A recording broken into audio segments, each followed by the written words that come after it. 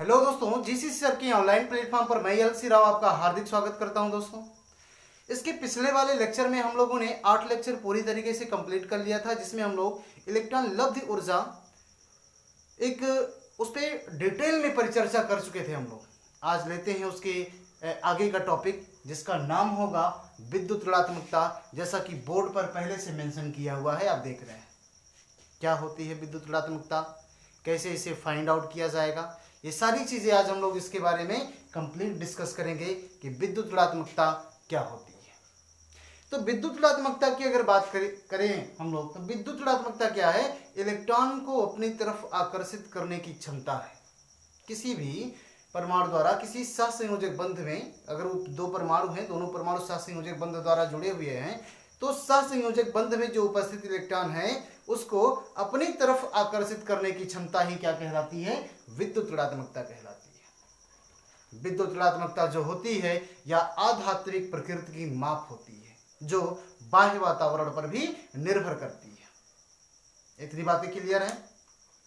विद्युत ऋणात्मकता क्या होती है? आधात्विक प्रकृति की माप होती है, जो बाह्य वातावरण पर भी निर्भर करती है।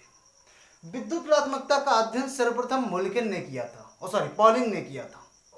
किसने किया था? पॉलिंग ने किया था। पॉलिंग ने फ्लोरीन की विद्युत ऋणात्मकता 4 मानी और उसी के आधार पर अन्य तत्वों की विद्युत ऋणात्मकता उन्होंने निकाला और उसकी स्टडी की। तो क्या होती है विद्युत ऋणात्मकता? इसकी डेफिनेशन सबसे पहले हम लोग देखते हैं और देखते हैं क्या होती है इसकी विद्युत ऋणात्मकता। तो देखते हैं इसकी परिभाषा। तो इसकी परिभाषा क्या हो जाएगी? इसकी परिभाषा होगी सहसंयोजक बंध द्वारा जुड़े, सहसंयोजक बंध द्वारा जुड़े किन्हीं दो परमाणुओं के बीच, किन्हीं दो परमाणुओं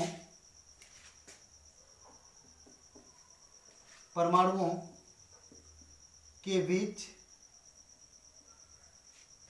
साझा किए गए इलेक्ट्रॉन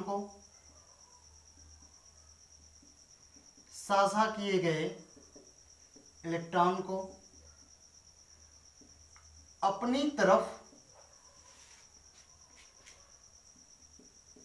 तरफ आकर्षित करने की क्षमता विद्युत ऋणात्मकता कहलाती है।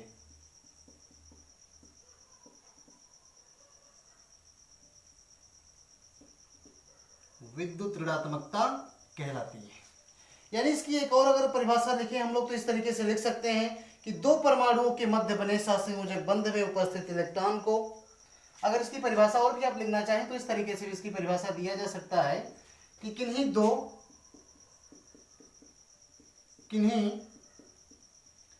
दो परमाणुओं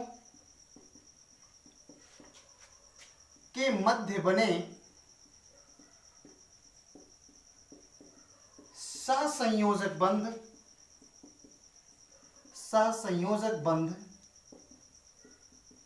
में उपस्थित इलेक्ट्रॉन को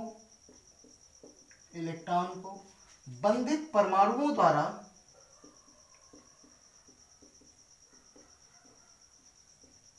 दिखाई दे रहा आपको? बंधित परमाणुओं द्वारा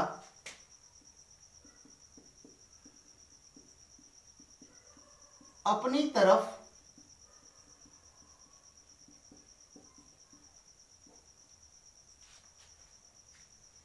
उपस्थित इलेक्ट्रॉन को बंधित परमाणुओं द्वारा अपनी तरफ आकर्षित करने की क्षमता विद्युत ऋणात्मकता कहलाती है। विद्युत ऋणात्मकता कहलाती है। क्या कहलाएगी ये? विद्युत ऋणात्मकता कहलाती है। क्लियर है? क्या कहलाएगी दोस्तों? विद्युत ऋणात्मकता। यानी अगर विद्युत ऋणात्मकता की परिभाषा देना चाहें तो चाहे आप इस तरीके से लिखें, सहसंयोजक बंध द्वारा जुड़े किन्हीं दो परमाणुओं के बीच साझा किए गए इलेक्ट्रॉन को अपनी तरफ आकर्षित करने की क्षमता ही क्या कहलाएगी? विद्युत ऋणात्मकता कहलाएगी। लेकिन यहाँ पर है या इस तरीके से आप कहें कि इन दो परमाणुओं के मध्य बने सहसंयोजक बंध में उपस्थित इलेक्ट्रॉन को बंधित परमाणुओं द्वारा अपनी तरफ आकर्षित करने की क्षमता क्या कहलाती है? वो विद्युत ऋणात्मकता कहलाती है। एक चीज आपने देखा कि इसके पहले जितने भी आवर्तता हमने पढ़ा या विलगित परमाणुओं के लिए था, विलगित, गैसीय और सारी चीजों पर परमाणु के संदर्भ में ये सारे वर्ड हम लोग यूज करते थे। लेकिन यहाँ पर ऐसी कोई भी फिनोमेना नहीं, ऐसी कोई भी मतलब बात नहीं है कि आप एटम जो है वो विलगित होना चाहिए, ये सारी कोई बातें नहीं है। एटम, हाँ, एटम कैसा होना चाहिए? एटम सहसंयोजक बंध द्वारा जुड़ा होना चाहिए। अगर दो एटम सहसंयोजक बंध द्वारा जुड़ा है तो उन दोनों एटम में उस साझे किए गए इलेक्ट्रॉन यानी उस सहसंयोजक बंध में उपस्थित इलेक्ट्रॉन को अपनी तरफ आकर्षित करने की क्षमता क्या कहलाएगा? विद्युत ऋणात्मकता कहलाएगा। अगर विद्युत ऋणात्मकता की बात करें तो इसे हम लोग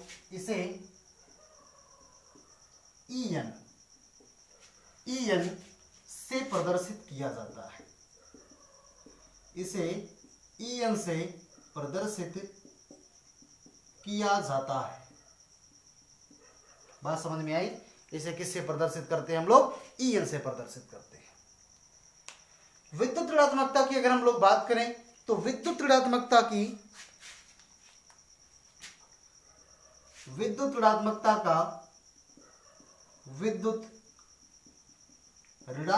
का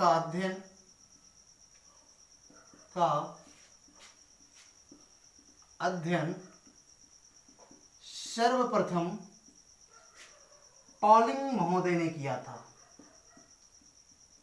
पॉलिंग ने किया था। इन्होंने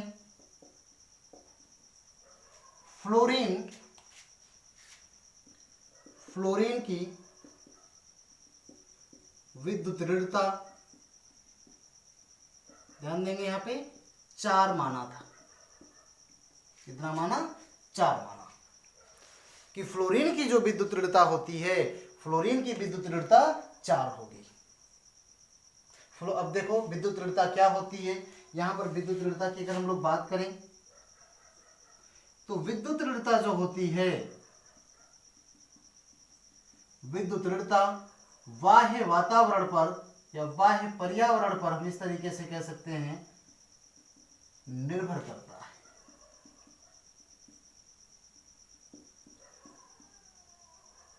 और विद्युत ऋणता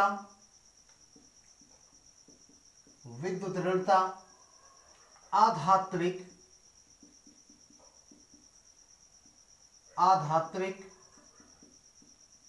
प्रकृति की माप होती है।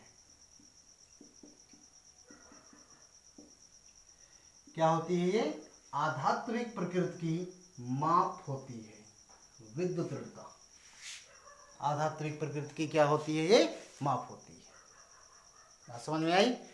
अगर कुछ एलिमेंट्स की अगर हम लोग बात करें कि उनकी विद्युत ऋणताएं कितनी होती है, जैसे बात करें हम लोग यहाँ पे, जैसे lithium, beryllium, boron, carbon, nitrogen, oxygen और ये फ्लोरीन। अभी नट गैसों की बात नहीं कर रहे हम लोग, आगे देखेंगे नट गैसों के बारे में भी। तो फ्लोरीन की विद्युत ऋणता कितनी होती है? 4। फ्लोरीन की विद्युत ऋणता कितनी होगी? 4 होगी। अब इसी 4 में से आप 0.5 क्या करते जाओ? हटाते जाओ, तो अपने को सारे एलिमेंटों की विद्युत ऋणताएं क्या होती जाएंगी? मिलती जाएंगी। ये हो जाएगा 3.5, ये 3, ये 2.5 और ये हो जाएगा 2 और ये हो जाएगा 1.5 और ये हो जाएगा इसका 1 हो जाएगा। क्लियर है सभी को? इसी तरीके से यहाँ है sodium, magnesium, aluminium, silicon, phosphorus और ये सल्फर और ये क्लोरीन है। यहाँ पर देखिए इन दोनों में एक का अंतर होता है इसका, यानी यहाँ पर आएगा ये 3 और ये आ जाएगा आपका कितना? 2.5। बाकी इसमें से 0.1 का डिफरेंस आएगा और बाकी में आप 0.3 जोड़ते जाओ, तो इसमें जोड़ेंगे तो ये आ जाएगा 1.2, ये 1.5, ये आ जाएगा 1.8 और ये आ जाएगा 2.1 इस तरीके से। तो ये इन सब सारे तत्वों की विद्युत ऋणताएं होती हैं। आप देख रहे हैं कि जो फ्लोरीन है, यहाँ फ्लोरीन को आप लोग मार्क करेंगे। फ्लोरीन आवर्त सारणी का, यहाँ मैं लिखूँ दिखाई देगा आपको, आवर्त सारणी का सर्वाधिक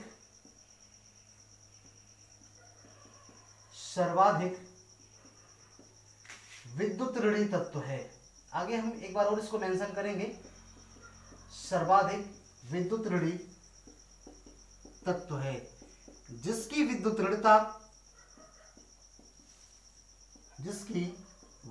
ऋणता आप जानते हैं कितनी होती है, 4 होती है। जिसकी विद्युत ऋणता कितनी होती है, 4 होती है। क्या परिभाषा मैंने आपको बताया? मैंने आपको परिभाषा बताया, सहसंयोजक बंध द्वारा जुड़े किन्हीं दो परमाणुओं के बीच पाए जाने वाले साझा किए गए इलेक्ट्रॉन को अपनी तरफ आकर्षित करने की क्षमता क्या कहलाती है, विद्युत ऋणता कहलाती है।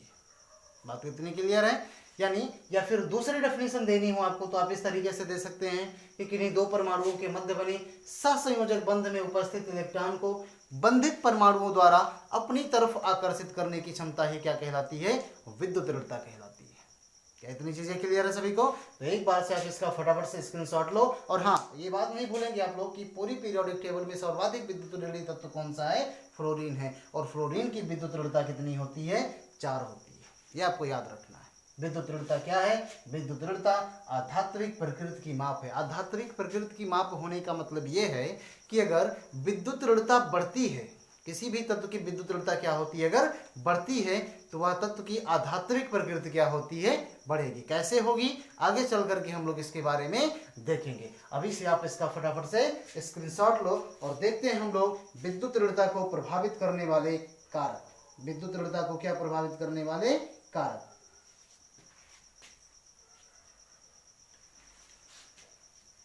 नेक्स्ट हेडिंग हमारे पास विद्युत ऋणता को प्रभावित करने वाले कारक। एक एक चीज क्लियर करेंगे दोस्तों हम लोग बिना किसी हेजिटेशन के। और हाँ, एक बार आपने पूरी तरीके से पूरा कंसंट्रेट होकर के अगर आप विद्युत ऋणता पढ़ लिए तो एक बात याद रखे, जीवन में बहुत काम आने वाला है।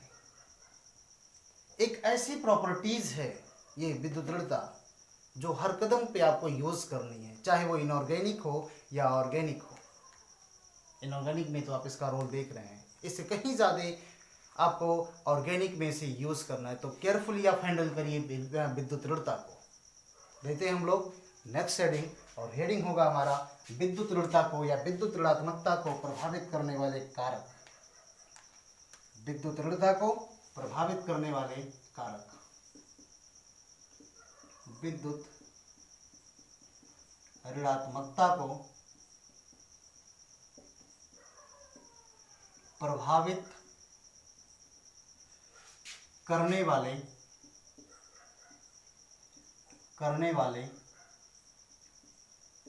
कारक। कि कौन कौन से ऐसे कारक हैं जो विद्युत ऋणता को क्या करते हैं, प्रभावित करते हैं।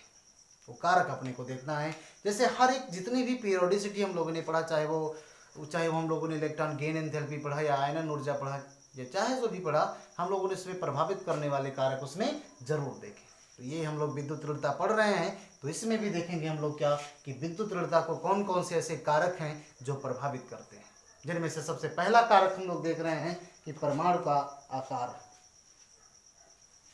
सबसे पहला क्या है, परमाणु का आकार।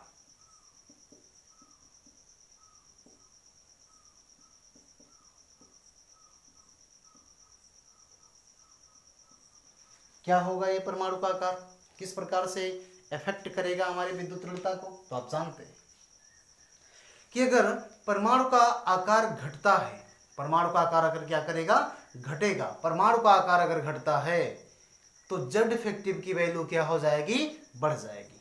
जेड इफेक्टिव प्रभावी नाभिकीय आवेश, यानी कि इलेक्ट्रॉन को न्यूक्लियस तेजी से अपनी तरफ अट्रैक्ट करेगा। तो उस कंडीशन में इलेक्ट्रोनेगेटिविटी भी क्या होगी, बढ़ेगी। यानी यहां पर देखेंगे हम लोग कि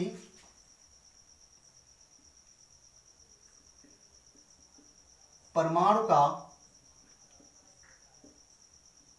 आकार घटने पर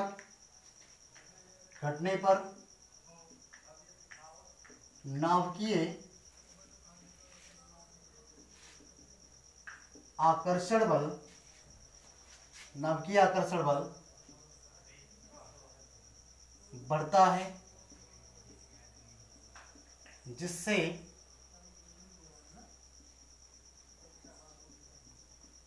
विद्युत ऋणात्मकता भी बढ़ती है, जिससे विद्युत ऋणात्मकता भी बढ़ती है। इस बात को आप याद रखें। अगर हम लोग बात करें जैसे यहां पर देखिए आवर्त सारणी की, केयरफुली हैंडल करेंगे दोस्तों इसे। आवर्त सारणी की अगर बात करें हम लोग, तो आवर्त सारणी में अगर हम लोग बाएं से दाएं जाएं, बाएं से दाएं जाएं, और किस में जाएंगे हम लोग, ये जाएंगे आवर्त में।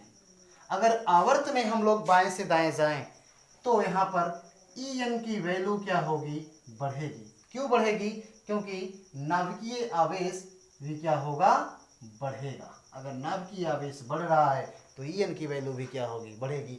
और size of atom, size of atom जो होगा यह डिक्रीज होगा। साइज ऑफ एटम क्या हो जाएगा, डिक्रीज होगा, जिससे En की वैल्यू क्या हो जाएगी, बढ़ जाएगी। और आप जानते हैं अगर आप वर्ग में अगर आप ऊपर से नीचे आए, ऊपर से नीचे आए, तो ऊपर से जब नीचे आते हैं तो आकार बढ़ता है। आकार क्या होता है, परमाणु का बढ़ता है। अगर आकार बढ़ता है तो उस कंडीशन में En की वैल्यू क्या हो जाएगी, घट जाएगी। इस बात का आप याद रखेंगे। En की वैल्यू क्या हो जाएगी, घट जाएगी। कब, जब आकार बढ़ेगा तो En की वैल्यू क्या होगी, घटेगी। क्यों, क्योंकि न्यूक्लियस से और आउटर मोस्ट सेल में पाए जाने वाले इलेक्ट्रॉनों के बीच की दूरी बढ़ेगी। अगर दूरी बढ़ेगी तो यहाँ पर अट्रैक्शन क्या हो जाएगा, कम हो जाएगा, जिसके कारण वहां पर En की भी वैल्यू क्या हो जाएगी, घट जाएगी। क्लियर है सभी को। नेक्स्ट है हमारे पास, नेक्स्ट है प्रभावी नाभिकीय आवेश, जैसा कि हम लोग अभी वहां पर मेंशन भी किए हैं। दूसरा है हमारे पास क्या, दूसरा है प्रभावी नाभिकीय आवेश, जेड इफेक्टिव। अब जानते हैं यहाँ पे En जो होता है, या En प्रोपोर्शनल होता है किसके, जेड इफेक्टिव के। यानी अगर प्रभावी नाभिकीय आवेश, प्रभावी नाभिकीय आवेश का मान अगर क्या होगा, बढ़ेगा, तो En की भी वैल्यू क्या होगी, साथ में बढ़ेगी। En की भी वैल्यू क्या हो जाएगी, बढ़ जाएगी। कब, जब प्रभावी नाभिकीय आवेश का मान बढ़ेगा तब, तो En की वैल्यू क्या होगी, बढ़ेगी। नेक्स्ट हमारे पास तीसरा जो फैक्टर है, यह है तीसरा फैक्टर परिरक्षण प्रभाव। परिरक्षण प्रभाव, स्क्रीनिंग, या इसी को हम लोग बोलते हैं शिल्डिंग इफेक्ट, कि परिरक्षण प्रभाव की उपस्थिति में क्या होगा। तो आप जानते हैं जो En होता है, या En इस परिरक्षण प्रभाव का इनवर्सली प्रोपोर्शनल होता है। परिरक्षण प्रभाव का क्या होता है, ये इनवर्सली प्रोपोर्शनल होता है। यानी कि अगर परिरक्षण प्रभाव क्या होगा, अगर परिरक्षण प्रभाव बढ़ रहा है तो En की वैल्यू क्या हो जाएगी, घट जाएगी। ये तीन फैक्टर ऐसे हैं जो हर किसी में आपने यूज किया हुआ है, चाहे वो परमाणु के आकार की बात करें, चाहे वो प्रभावी नाभिकीय आवेश की बात करें, या हम लोग देखें यहाँ पे परिरक्षण प्रभाव। लेकिन इसमें हम लोग कुछ एक्स्ट्रा पॉइंट्स भी यूज करेंगे। एक्स्ट्रा पॉइंट्स क्या है, मैं यहाँ लिख करके आपको बताता हूँ। जैसे है यहाँ पर देखिए, जो हमारे पास चौथा है, ये है ऑक्सीकरण संख्या, जो आपके लिए नया होगा। ऑक्सीकरण संख्या का प्रभाव क्या होगा हमारे En के ऊपर, इलेक्ट्रोनेगेटिविटी या वैद्युत ऋणात्मकता के ऊपर। तो देखते हैं यहाँ पे, तो देखो यहाँ पे ऑक्सीकरण संख्या बढ़ने पर,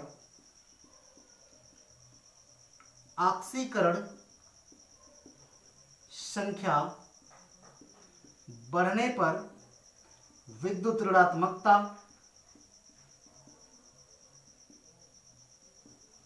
विद्युत ऋणात्मकता बढ़ती है। विद्युत ऋणात्मकता क्या होती है, बढ़ती है। ऑक्सीकरण संख्या बढ़ने पर विद्युत ऋणात्मकता क्या होगी, बढ़ेगी। जैसे मैं यहाँ पर कुछ पॉइंट्स आपको, कुछ एग्जांपल के तौर पे मैं इसे मैं ये लिख दूं कि एक है हमारे पास Fe+2 और दूसरा है हमारे पास Fe+3। इन दोनों में यहां पर देखो Fe की जो ऑक्सीकरण संख्या है वो +2 है और यहां पर Fe की ऑक्सीकरण संख्या क्या है, +3 है। तो इन दोनों में सबसे अधिक विद्युत ऋणात्मकता किसकी होगी, तो यहां पर हो जाएगा Fe+ की विद्युत ऋणता क्या हो जाएगी, सबसे अधिक हो जाएगी।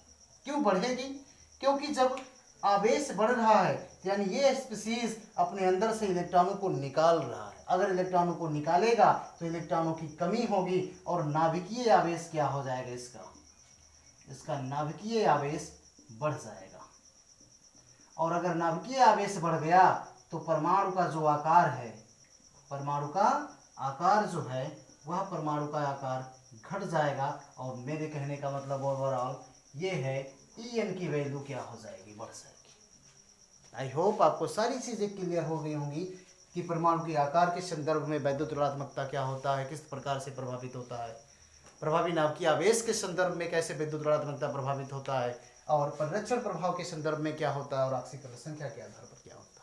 मैंने यहाँ लास्ट पॉइंट आपको बताया कि ऑक्सीकरण संख्या बढ़ती है तो क्या होगा, तो उस कंडीशन में En का मान भी क्या हो जाएगा, बढ़ जाएगा।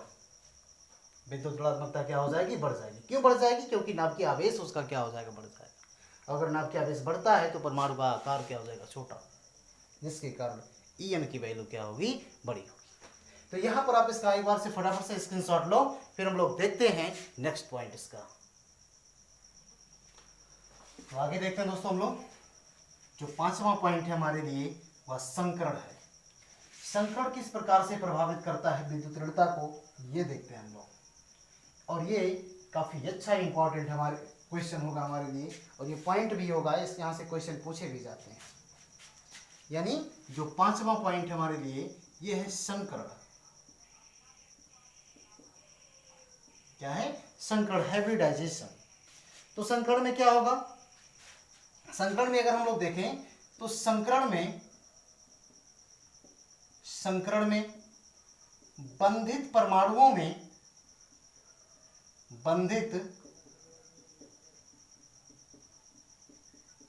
परमाणुओं में परसेंट यस लक्षण बढ़ने पर, यस कैरेक्टर, अगर परसेंटेज यस कैरेक्टर बढ़ रहा है तो विद्युत ऋणता भी क्या होगी, बढ़ेगी। बढ़ने पर विद्युत ऋणता या विद्युत ऋणात्मकता, कुछ भी कह लीजिए आप लोग, विद्युत ऋणात्मकता बढ़ती है। विद्युत ऋणात्मकता क्या होती है, बढ़ती है। परसेंटेज यस कैरेक्टर बढ़ने पर विद्युत ऋणात्मकता क्या होगी, बढ़ेगी। जैसे कुछ संकरण मैं यहाँ पे लिख दूं, जैसे मान लिया जाए, जैसे हाइब्रिडाइजेशन है, और जैसे मैं यहाँ पे लिख दिया मैंने यल्केन, और ये है यल्कीन, और यहाँ पर मैंने लिख दिया यल्काइन। तो यल्केन में जो परसेंटेज यस कैरेक्टर होता है यह होता है 25%।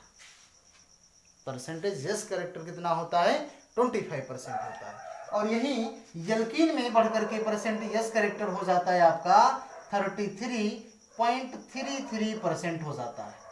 लेकिन यहाँ पर यल्काइन में जो परसेंटेज यस कैरेक्टर होता है यह होता है लगभग 50% होता है।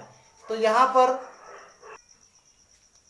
पर आप देख रहे हैं कि यल्केन में जो परसेंटेज यस कैरेक्टर है 25% है, यल्कीन में क्या है 33.33% है, और यल्काइन में 50% है। तो यल्काइन की जो विद्युत ऋणता होगी वह ज्यादा हो जाएगी यल्कीन की तुलना में, और यल्कीन की ज्यादा हो जाएगी किसकी तुलना में, यल्केन की तुलना में। ऊपर स्पष्ट आपसे मैंने लिखा है कि संकरण में बंधित परमाणुओं में यदि परसेंटेज यस कैरेक्टर बढ़ते हैं तो विद्युत ऋणता का मान भी क्या होता है, बढ़ता है। क्योंकि यल्केन में आप जानते हैं sp3 हाइब्रिडाइजेशन होता है। हाइब्रिडाइजेशन क्या होगा यहाँ पे, sp3, और यल्केन में sp2, और यहाँ पर क्या हाइब्रिडाइजेशन होता है, ये होता है sp। तो एक यस 3 p, यस कैरेक्टर कितना 25%, यल्केन में sp2 यस कैरेक्टर कितना हो जाएगा 33.33, और sp में यस कैरेक्टर कितना हो जाएगा 50% हो जाएगा। ये बातें समझ में आई। तो ये था वैद्युत ऋणात्मकता को प्रभावित करने वाले कारक। कौन कौन से कारक होते हैं, मैंने आपको इसके संदर्भ में 5 कारक आपको बताए। अब देखते हैं, एक बार से आप इसका स्क्रीनशॉट लो, फिर हम लोग देखते हैं कि विद्युत ऋणात्मकता के संदर्भ में कुछ महत्वपूर्ण बिंदु, क्या महत्वपूर्ण बिंदु होते हैं इसके। सबसे पहले आप इसका स्क्रीनशॉट लो, फिर हम लोग देखते हैं कि विद्युत ऋणात्मकता के संदर्भ में कुछ महत्वपूर्ण बिंदु, यानी some important points related to किसके, इलेक्ट्रोनेगेटिविटी, महत्वपूर्ण बिंदु। और यह महत्वपूर्ण बिंदु किसका है, यह महत्वपूर्ण बिंदु है विद्युत ऋणात्मकता का। विद्युत ऋणात्मकता का महत्वपूर्ण बिंदु है। तो देखो, विद्युत ऋणात्मकता का महत्वपूर्ण बिंदु क्या है, यह आप जानते हैं। जैसे मैं बात करूं इसके महत्वपूर्ण बिंदु की, तो सबसे पहला जो महत्वपूर्ण बिंदु होता है कि यदि आप आवर्त सारणी में बाएं से दाएं जाओ, किधर जाओ, बाएं से दाएं जाओ, तो बाएं से दाएं जाने पर आप जानते हैं कि विद्युत ऋणात्मकता बढ़ती है। विद्युत ऋणात्मकता क्या होती है, बढ़ती है। लेकिन अगर वर्ग में आप ऊपर से नीचे जाओ तो विद्युत ऋणात्मकता क्या होगी, घटेगी। पॉइंट अगर मैं यहां पर मेंशन करूं तो सबसे पहला पॉइंट यही हो जाएगा कि सबसे पहला पॉइंट होगा आवर्त सारणी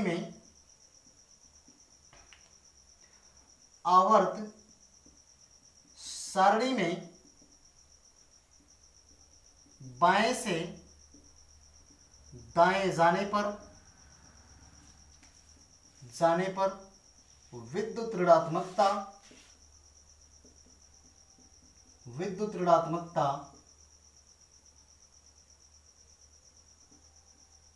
बढ़ती है, और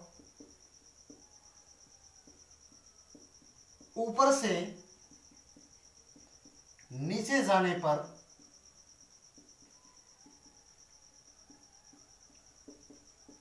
विद्युत ऋणात्मकता घटती है। ये परफेक्ट है, प्योरली सही है, नीट एंड क्लीन पॉइंट है ये, किसी भी प्रकार का कोई एक्सेप्शन नहीं है। यदि आप आवर्त सारणी में बाएं से दाएं जाओगे तो आपको विद्युत ऋणात्मकता क्या होगी, बढ़ती हुई मिलेगी। अब जैसा कि मैंने आपको वहां पर बताया भी था फ्लोरीन को लेकर के।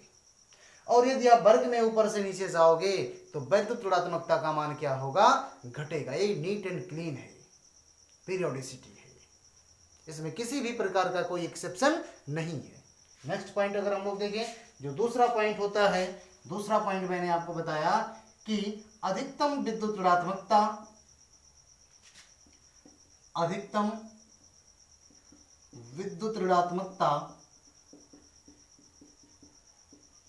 ऋणात्मकता फ्लोरीन की कितनी होती है, फ्लोरीन की होती है,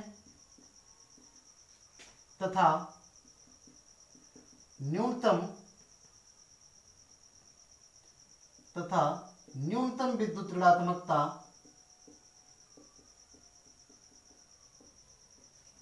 सीजियम की, और ये कितनी होती है, 0.7 होती है। कितनी होती है ये, 0.7 होती है। अधिकतम ऋण वैद्युतीय तत्व कौन सा है, फ्लोरीन होगा, जबकि सबसे कम विद्युत ऋणात्मकता किसकी होगी, ये हो जाएगी सीजियम की। क्लियर है यहां तक सभी को। जो नेक्स्ट पॉइंट है हमारे लिए यह है कि अक्रिय गैस तत्वों की विद्युत ऋणात्मकता क्या होगी, शून्य होती है। अक्रिय गैस तत्वों की विद्युत ऋणात्मकता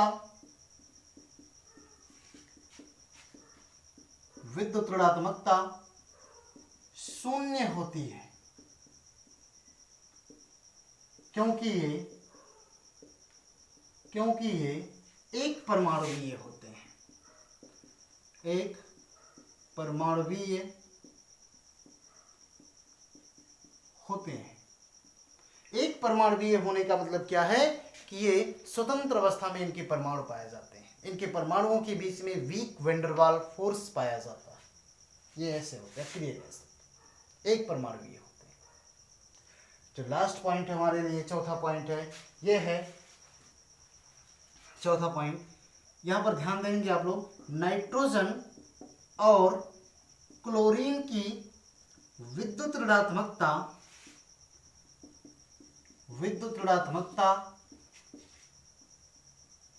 बराबर होती है, यानी कि समान होती है, लेकिन प्राथमिकता क्लोरीन को दिया जाता है। प्राथमिकता किसको दिया जाता है? क्लोरीन को दिया जाता है। प्राथमिकता किसे देंगे हम लोग? प्राथमिकता यहां ता बढ़ा देंगे हम लोग, प्राथमिकता देंगे हम लोग क्लोरीन को। जैसे देखो यहाँ पे, जैसे ये कोई एग्जांपल के लिए मैं लिख दूं, वो double bond N bond Cl है, वो double bond N bond Cl है। तो यहां पर देखो सीएल क्या करेगा, ये बॉन्ड के इलेक्ट्रॉन को नाइट्रोजन नहीं खींचेगा, सीएल खींचेगा, जिसके कारण इस पर माइनस पार्शियल का चार्ज आएगा और इस नाइट्रोजन पर चार्ज आएगा क्या? प्लस पार्शियल का चार्ज आएगा। जिसकी तरफ बंध का झुकाव होगा, बंध के इलेक्ट्रॉनों का झुकाव जिसकी तरफ होगा उस पर माइनस पार्शियल का चार्ज होगा, और जिस पर झुकाव नहीं होगा यानी कि जिसकी तरफ से झुकाव होगा उस पर चार्ज आएगा क्या? प्लस पार्शियल का चार्ज आएगा। तो यह इसके महत्वपूर्ण बिंदु हैं। पहला महत्वपूर्ण बिंदु यह है कि आवर्त सारणी में अगर आप बाएं से दाएं जाओ, बाएं से दाएं जाते हैं तो विद्युत ऋणात्मकता क्या होती है? बढ़ती है। लेकिन अगर वर्ग में आप ऊपर से नीचे जाते हैं तो विद्युत ऋणात्मकता क्या होती है? घटती है। दूसरा पॉइंट मैंने बताया कि अधिकतम विद्युत ऋणात्मकता जो होती है या फ्लोरीन की होती है, और कितनी होती है? 4 होती है। और न्यूनतम विद्युत ऋणात्मकता किसकी होगी? या होती है सीजियम की होती है, और कितनी होती है? 0.7 होती है। और अक्रिय गैस तत्वों की विद्युत ऋणात्मकता क्या होती है? 0 होती है। क्यों? क्योंकि बॉन्ड ही नहीं बनाते हैं, इनके ऑक्टेट कंप्लीट होते हैं, आप जानते हैं, और एक एक परमाणुवीय होते हैं। आप ये भी देख सकते हैं, क्योंकि आप बॉन्ड नहीं बनाते हैं, ये अस्थायी होते हैं। क्या होते हैं? अस्थायी होते हैं। अगर अस्थायी होते हैं तो ये बॉन्ड बनाएंगे नहीं। और फाइनली मैंने आपको बताया कि नाइट्रोजन और क्लोरीन की विद्युत ऋणात्मकता क्या होती है? एक समान होती है, लेकिन प्रायोरिटी किसे दी जाती है?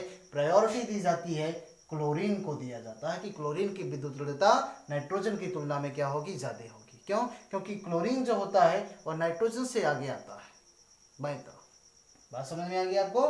तो ये होते हैं इसके महत्वपूर्ण बिंदु। तो एक बार से आप इसका फटाफट से स्क्रीनशॉट लो, फिर हम लोग आगे बढ़ते हैं।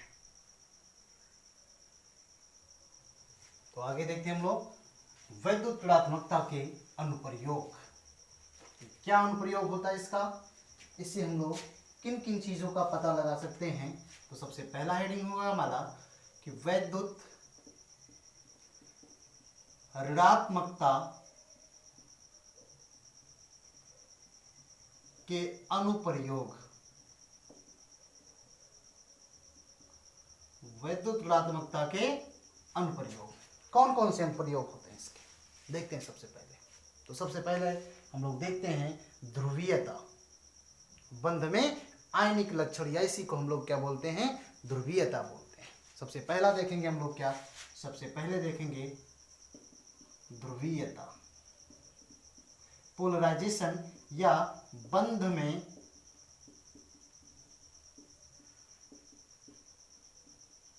आयनिक लक्षण। ये पहला पॉइंट है इसका। सबसे पहला तो ये है, पहला हम लोग इसे मानेंगे। ना पहला यही है। तो देखते हैं इसके बारे में क्या होता है। तो यहां पर एक स्टेटमेंट अगर मैं लिखूं कि यदि, अभी इसको समझाते भी, यदि सहसंयोजक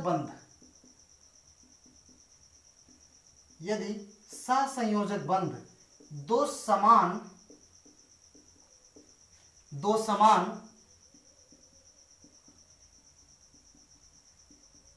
परमाणुओं के मध्य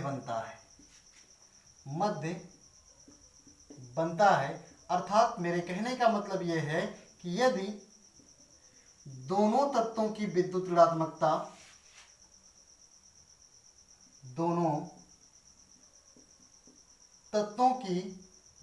ऋणात्मकता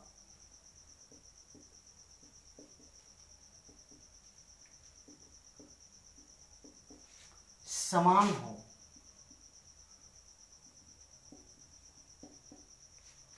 तो बंध को शुद्ध सहसंयोजक बंध कहते हैं। बंध समान हो तो सहसंयोजक बंध शुद्ध होता है, यानी उसमें किसी भी प्रकार का कोई आयनिक कैरेक्टर नहीं होगा। फॉर एग्जाम्पल के लिए जैसे देखो, जैसे एग्जाम्पल की अगर हम लोग बात करें, जैसे ए बॉन्ड बी है, ए बॉन्ड क्या है, बी है, तो बी नहीं हो सकता कभी, ए बॉन्ड ए ही होगा, ए बॉन्ड ये है। आप जानते हो ई एन ए जो है ये बराबर है ई एन ए के, यानी दोनों की विद्युत ऋणताएं क्या है, समान है। तो साझे के जो दोनों इलेक्ट्रॉन होंगे इन दोनों परमाणुओं के केंद्र में ही व्यवस्थित होंगे, यानी उस परमाणु का, उस इलेक्ट्रॉनों का जो झुकाव होगा ना तो इसकी तरफ होगा और ना ही इसकी तरफ होगा। जैसे नेक्स्ट एग्जांपल है हमारे पास I2 का, I बॉन्ड I, तो ये जो सहसंयोजक बंध होगा यह 100% क्या होगा, शुद्ध होगा। बात समझ में आ गई? क्यों?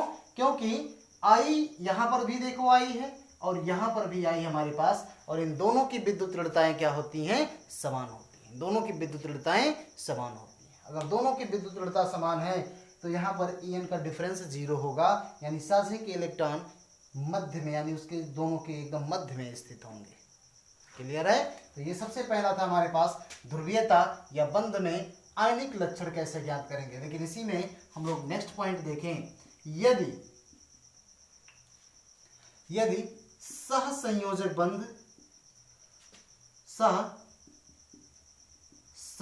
बंध दो असमान परमाणुओं के मध्य बना हो, अर्थात मेरे कहने का मतलब यह है कि अर्थात दोनों परमाणुओं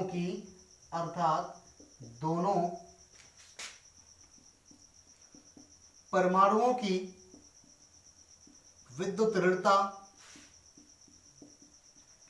ऋणता अलग अलग हो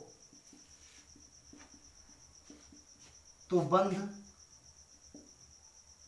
तो यौगिक किस तरीके से मैं लिख दूं, तो यौगिक ध्रुवीय होगा। कैसा होगा? यौगिक आपका ध्रुवीय होगा।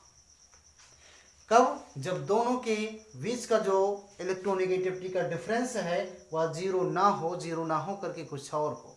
जैसे यहां पर देखो, और यौगिक आपका कैसा हो जाएगा? ध्रुवीय हो जाएगा। जैसे फॉर एग्जांपल के लिए जैसे देखो, जैसे H बॉन्ड Cl, यानी ENH जो है यह लेस देन है EnCl के कंपैरिजन में, तो उस कंडीशन में Cl इस साझे के इलेक्ट्रॉन को अपनी तरफ खींच करके रखेगा, जिसके कारण इस पर माइनस पार्शियल का चार्ज आएगा और इस पर चार्ज कैसा आ जाएगा? प्लस पार्शियल का चार्ज आएगा। क्लियर है सभी को? इस पर चार्ज कैसा आ जाएगा? प्लस पार्शियल का चार्ज आएगा। यानी अगर हम लोग कहना चाहें तो इसके आगे भी ये कह सकते हैं कि यदि विद्युत ऋणात्मकता का अंतर,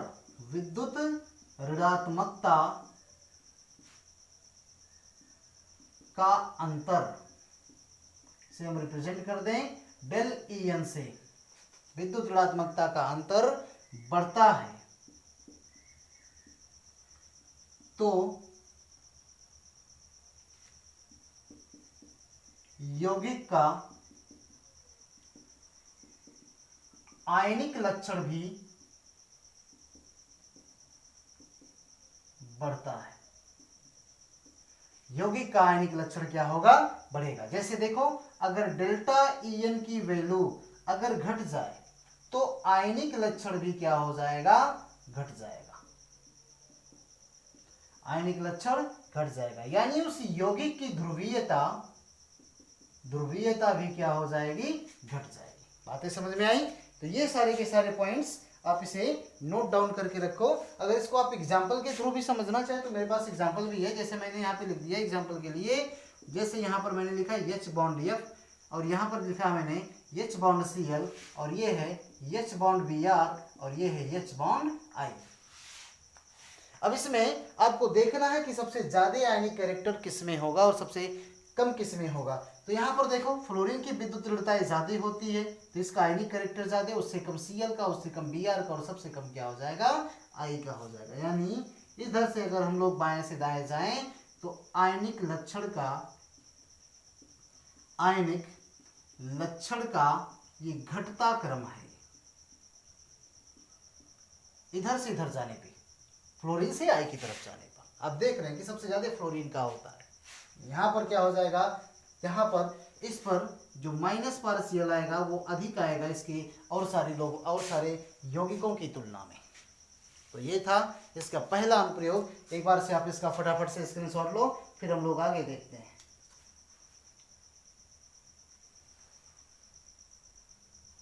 आगे देखते हैं दोस्तों, इसी ध्रुवीयता में आयनिक लक्षण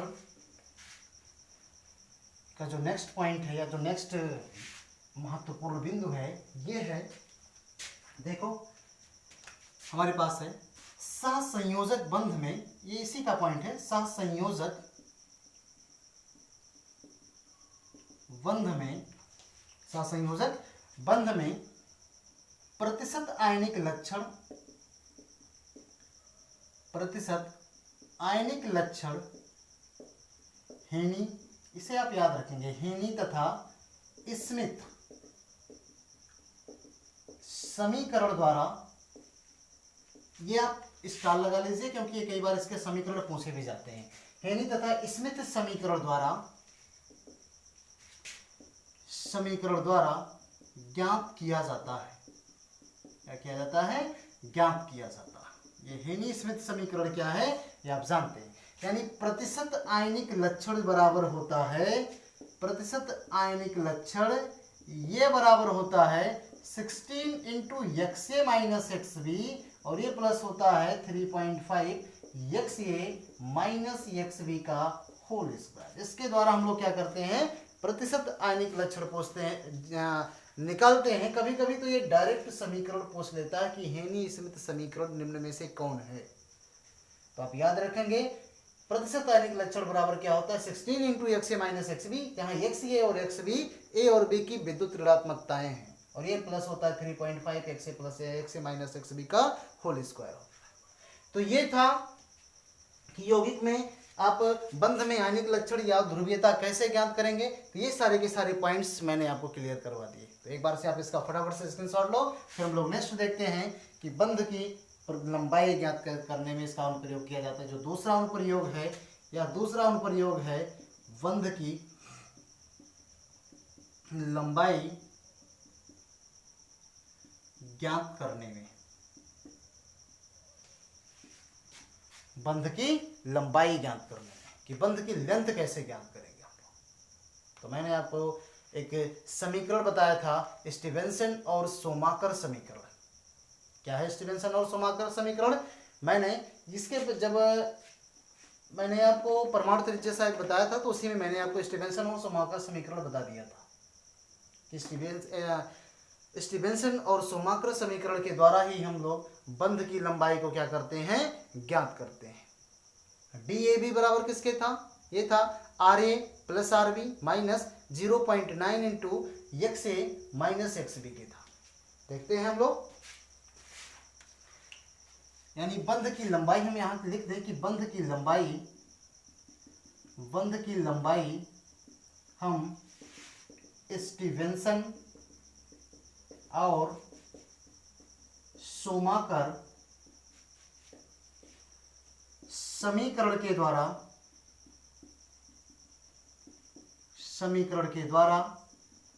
ज्ञात करते हैं। स्टीवेंसन और सोमाकर समीकरण के द्वारा ज्ञात करते हैं। क्या है यह समीकरण? मैंने आपको बताया था DAB बराबर किसके होता है, ये होता है RA प्लस RB और ये होता है माइनस 0.09 XA माइनस किसके, XB के होता है। अब यहां पर आप देखो, अगर XA और यहां पर भी रहेगा, XA और XB का डिफरेंस अगर ज्यादा हुआ तो बॉन्ड कैसा हो जाएगा, छोटा हो जाएगा। बॉन्ड कैसा हो जाएगा, छोटा हो जाएगा। लेकिन अगर x या x b का डिफरेंस कम हुआ तो बॉन्ड कैसा हो जाएगा, बड़ा हो जाएगा।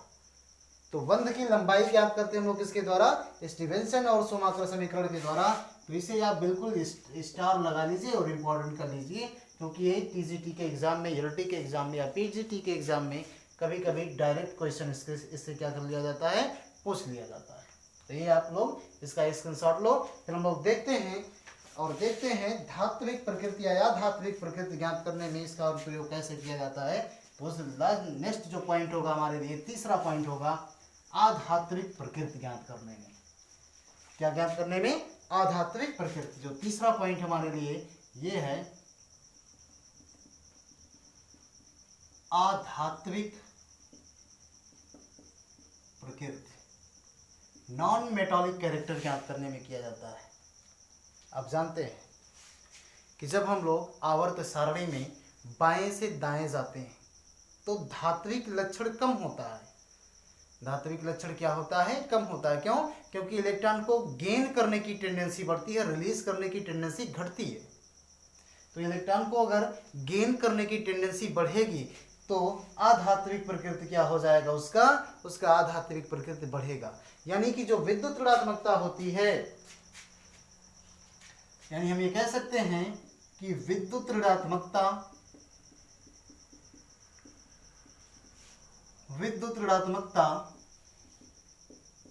बढ़ने पर आधात्विक प्रकृति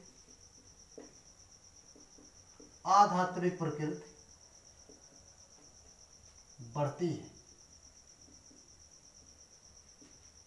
आधात्विक प्रकृति इसकी क्या होगी, बढ़ेगी। और आप जानते हैं कि अगर हम लोग आवर्त सारणी की बात करें,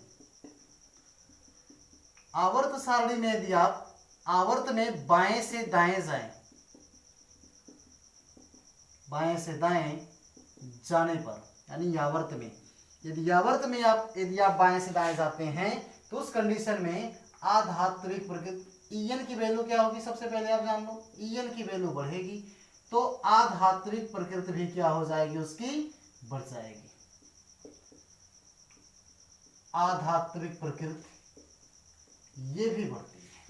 और यदि आप आवर्त सारणी में वर्ग में ऊपर से नीचे जाओ, ऊपर से नीचे जाने पर आप जानते हो En की वैल्यू घटती है, जिसके कारण आधात्विक प्रकृति भी क्या होती है, घटती है। आधात्विक प्रकृति क्या होती है, घटती है। तो ये पॉइंट्स था आधात्विक प्रकृति के संदर्भ में कि विद्युत ऋणात्मकता बढ़ने पर आधात्विक प्रकृति क्या होती है, बढ़ती है। आधात्विक प्रकृति क्या होगी, बढ़ेगी। क्यों? क्योंकि आवर्त सारणी में जब आप बाएं से दाएं जाते हैं आवर्त में तो En की वैल्यू क्या होगी, बढ़ेगी, तो उसकी आधात्विक प्रकृति भी क्या होगी, बढ़ेगी। लेकिन यदि वर्ग की बात करें, वर्ग में जब आप ऊपर से नीचे जाते हो तो En की वैल्यू घटती है, जिसके कारण आधात्विक प्रकृति भी क्या हो जाती है, घट जाती है। बात समझ में आई? ये था आधात्विक प्रकृति के संदर्भ में। नेक्स्ट पॉइंट देखते हैं हम लोग बंध का सामर्थ्य ज्ञात करने में। चौथा पॉइंट हमारे लिए बंध का सामर्थ्य ज्ञात करने में। तो बंध के सामर्थ्य की अगर बात करें तो क्या होगा हमारे लिए बंध के सामर्थ्य में। आप जानते हैं कि अगर वैद्युत ऋणात्मकता बढ़ेगी, वैद्युत ऋणात्मकता का अंतर अगर बढ़ेगा, वैद्युत ऋणात्मकता का अंतर अगर क्या होगा, बढ़ेगा, तो बंध का सामर्थ्य भी बढ़ेगा। बंध उतना ज्यादा स्ट्रांग होगा क्योंकि आयनिक कैरेक्टर बढ़ेगा, तो बंध का सामर्थ्य बढ़ेगा और योगी बंध उसका अस्थायित्व भी क्या होगा, बढ़ेगा। तो इस पॉइंट को भी हम लोग लिखेंगे, क्योंकि विद्युत ऋणात्मकता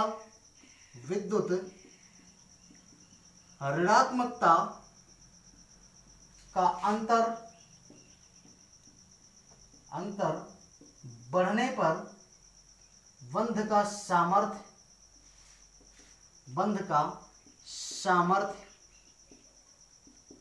और अस्थायित्व बढ़ता है। बंध का सामर्थ्य और अस्थायित्व क्या होता है, बढ़ता है। आप जानते हो, जैसे एग्जांपल के लिए देखो, जैसे एग्जांपल के लिए यहाँ पे है H बॉन्ड F, ये है H बॉन्ड Cl,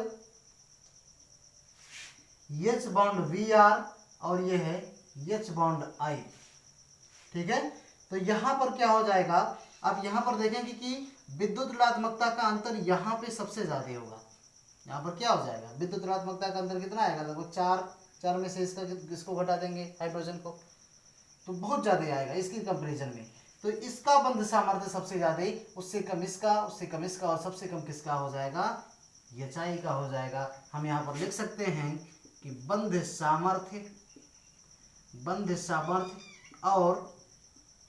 सामर्थ्य और आप जानते हैं यहाँ पे अस्थायित्व का घटता क्रम। अगर आप इस HF से HI की तरफ जाते हो तो बंध का सामर्थ्य और अस्थायित्व भी क्या होगा, घटेगा। बंध का सामर्थ्य और अस्थायित्व घटेगा। तो आज के लेक्चर को दोस्तों यहीं पर समाप्त करते हैं।